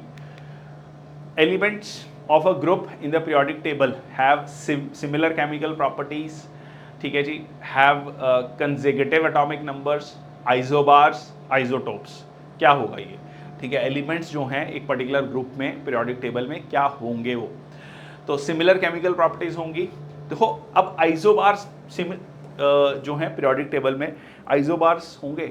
जी नहीं, ज़रूरी नहीं सेम एटॉमिक मास हो। कंसेक्यूटिव एटॉमिक नंबर्स, ठीक है, the elements of a group in the periodic table, नहीं, ठीक है। अब आता है आपका कि सिमिलर केमिकल प्रॉपर्टीज होंगी या आइसोटोप्स होंगे, ठीक है। तो आंसर हो गया आपका similar tabular arrangement of the elements organized on the basis of their properties, उनके प्रॉपर्टीज। सोडियम है, फिर मैग्नीशियम है, ठीक है, उनकी अलग प्रॉपर्टीज हैं। सिमिलरली क्लोरीन की प्रॉपर्टीज बिल्कुल अलग हैं, तो इसी के बेसिस पे तो हम डिफाइन कर रहे हैं उसको कि ये हेलोजेंस हैं, ये बहुत ज़्यादा रिएक्टिव हैं, ठीक है। Okay, which one of the following statement about an atom is not correct, ठीक है। एटम को लेकर क्या चीज़ सही नहीं है? Again conceptual question, again previous year question. Atoms always combine to form molecules, ठीक है जी। आगे बढ़ते हैं अभी, अगर कोई कंफ्यूजन है तो। Basic unit from which the molecules and ions are formed, ठीक है। Atoms are always neutral in nature, ठीक है। ओवरऑल एटम्स न्यूट्रल होते हैं। Atoms aggregate in large numbers to form the matter that we can see, feel and touch. देखो, अब atoms ही मिलकर molecules बनाते हैं, ठीक है, बिल्कुल ठीक है जी। बेसिक यूनिट है जिससे in which from which the molecules and ions are being form, सही है। हमेशा न्यूट्रल है, proton, neutron, electrons, but neutral है। अब ये एटम्स जो हैं एग्रीगेट करके मैटर नहीं बनाते। एटम्स जो हैं मॉलिक्यूल्स एंड आयंस बनाते हैं, वो मिलकर जो है फर्दर मैटर बनाते हैं, ठीक है। तो ये आपका एक डिफरेंस हो गया, ठीक है, ये एक डिफरेंस है। तो ये नहीं होगा atoms leading to molecules and ions, then it is leading to further matter that we can touch and feel, ठीक है। तो आंसर क्या हो गया आपका? D. They do not aggregate directly to form matter. Instead, atoms combine to form molecules and compounds, then constitute the matter. ठीक है, molecules और compounds बनते हैं, फिर वो एक matter बनता है। A body is charged negatively, it implies, अगर negatively charged है तो क्या है? It has lost some of its proton, it has acquired some electrons from outside, has lost some of its electron, none of the above. तो ये generally negatively charge कब है? जब उसने एक इलेक्ट्रॉन जो है एक्वायर किया है तो फ्रॉम आउटसाइड। तो आंसर क्या हो गया आपका? बी, ठीक है। Loses electron, it becomes positively charge, when it gains electron, तो ये जो है हो जाता है negatively charge. Which of the following properties changes with valency, ठीक है। वैलेंसी अगर चेंज होगी तो क्या होगा? एटॉमिक वेट, नहीं जी, ठीक है। वैलेंसी चेंज हो गई तो इलेक्ट्रॉन्स, ठीक है। इक्विवेलेंट वेट, मॉलिक्यूलर वेट, अब वो याद करो। इक्विवेलेंट वेट मैंने आपको एक चार्ट बताया था। इक्विवेलेंट वेट में जैसे मैंने आपको सल्फ्यूरिक एसिड का एग्जांपल दिया था, 98 डिवाइडेड बाय 2, 49, उसमें वैलेंसी 2 थी। तो ये इक्विवेलेंट वेट आपका चेंज हो जाता है, ठीक है। इक्विवेलेंट वेट चेंज हो जाता है, ठीक है। Changes with valency, atomic weight, molecular weight से कोई फर्क, क्योंकि एटॉमिक वेट और मॉलिक्यूलर वेट में वो चीज़ है ही नहीं, इलेक्ट्रॉन का कोई कंसेप्ट ही नहीं है, ठीक है। जैसे हमने इसको देखा, मान लो C6H12O6 का मॉलिक्यूलर वेट देखना है तो सिंपली आपको क्या करना है, ठीक है, 12 × 6 + 1 × 12 + 16 × 6, तो 180 ग्राम पर मोल अभी हमने डिस्कस किया। सिमिलरली एटॉमिक वेट में हमने अलग अलग आइसोटोप्स को देखा था, ठीक है। जैसे हमने क्लोरीन का देखा 35, 37, तो एटॉमिक वेट हो गया 35.5। इक्विवेलेंट वेट चेंज होता है वैलेंसी से। Alpha particle consist of which of the following? 2 proton 2 neutrons, ठीक है, 1 प्रोटॉन 1 इलेक्ट्रॉन, 2 प्रोटॉन 4 न्यूट्रॉन्स। तो आंसर बहुत ही क्लियर है, ठीक है। Helium, that is 2 proton 2 neutron, तो आंसर हो गया ए, ठीक है। आगे चलते हैं, कुछ क्वेश्चंस को देख लेते हैं। कुछ क्वेश्चंस आपके प्रीवियस सेशन से भी हैं और आज के सेशन से भी हैं। जैसे कि विच one of the following is a compound, ठीक है, CAPF का क्वेश्चन है ये। मिल्क कोलाइड है, ठीक है जी। शुगर, ओके, चलो होल्ड करते हैं। T heterogeneous mixture, coffee heterogeneous mixture, mixture है मतलब बेसिकली। तो शुगर क्या है? कंपाउंड है। C6H12O6 सब जगह आपको सेम मिलेगा, ठीक है। ये एटम्स अलग जो है एक सर्टन प्रोपोर्शंस में साथ में आए हैं और हर जगह आपको शुगर का यही कॉम्पोजिशन मिलेगा। Even you physically break down तो शुगर ही मिलेगा, ठीक है। तो आंसर हो गया आपका B. Among the following elements, which one is not present in pure sugar? अभी जस्ट डिस्कस किया, देखो सेम क्वेश्चन। C6H12O6, इसमें क्या चीज़ नहीं है? इसमें नाइट्रोजन नहीं है, ठीक है, इसमें नाइट्रोजन नहीं है। तो आंसर क्या आ जाएगा आपका? C. Which one of the following is a metalloid? Metalloid क्या होता है? मेटल और नॉन मेटल्स के बीच की कहानी, ठीक है। जो ना तो मेटल है, मेटल की प्रॉपर्टीज़ क्या है? शाइनी है, लस्ट्रस है, मेलिएबल है, डक्टिलिटी है। नॉन मेटल्स में आपको ये चीज़ें नहीं मिलती, मेटलॉइड्स में काइंड ऑफ मिडल प्रॉपर्टीज। तो जिंक एक मेटल है, बिल्कुल है जी। प्लेटिनम, मरकरी, ठीक है, मेटल्स। आर्सेनिक इज मेटलॉइड, ठीक है, आर्सेनिक इज मेटलॉइड। तो आंसर क्या हो गया आपका डी। इसके अलावा boron, silicon, germanium, arsenic, antimony, टेलेरियम, तो ये क्या हैं आपकी एग्जांपल्स हैं मेटलॉइड्स की। विच one of the following is not an alloy, ठीक है, अलॉय नहीं है। अलॉय में क्या था, सॉलिड और सॉलिड साथ में आ रहे हैं, ठीक है।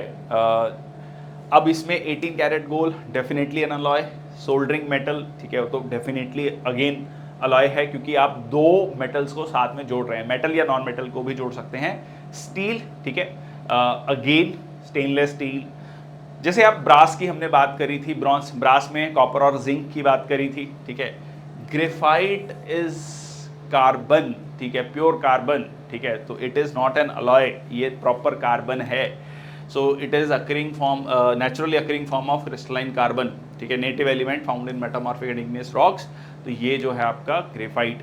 Okay, the equivalent weight of barium hydroxide, atomic weight of barium, equivalent weight. तो इक्विवेलेंट वेट में क्या आता है आपका, इक्विवेलेंट वेट में आपको वैलेंसी को देखना है, ठीक है। तो यहाँ पर वैलेंसी कितनी हो जाएगी, 2, ठीक है, क्योंकि बेरियम के पास 2, ठीक है, OH नेगेटिव है ना, और बेरियम के पास ये 2 पॉजिटिव था, ये माइनस, ये इधर आया, ये इधर आया, तो इसीलिए तो बेरियम हाइड्रोक्साइड बना। पहले तो हम इसका वेट निकालें, ठीक है, मॉलिक्यूलर मास निकालें। अब यहाँ पर इसको देख लेते हैं। देखो बेरियम का दिया है एटॉमिक वेट 137.3 प्लस OH कितना हो जाएगा, एक ऑक्सीजन 16, 16 प्लस 1 17, 17 इंटू 2 34, ठीक है, तो 34, ये इसको ऐड कर लो, 160 और 171.3, ठीक है, 171.3। बट अब इसमें आपको डिवाइड करना है 2 से, तो ये कितना हो जाएगा 85 पॉइंट। तो आंसर क्या हो गया, आंसर इज ए, ठीक है।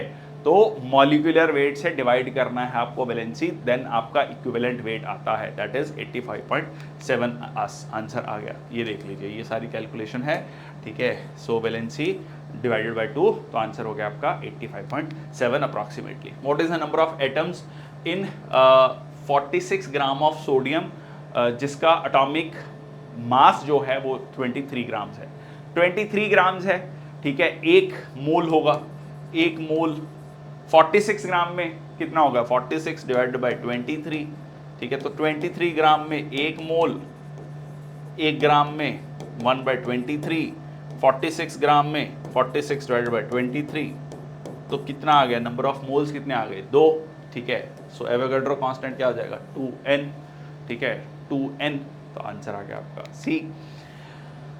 1 mole, number of moles, 1 Avogadro number is equal to 1 mole of the substance, 2 moles of sodium is 2n. Which one of the following physical quantity is the same for molecules of all the gases at the given temperature? अब इनमें से आपको ये समझना है कि कौन सी physical quantity ऐसी है वो मॉलिक्यूल्स के लिए is the same for the molecules of all gases at of a given temperature. अब इसमें कौन सी फिजिकल क्वांटिटी है जो सेम रहेगी।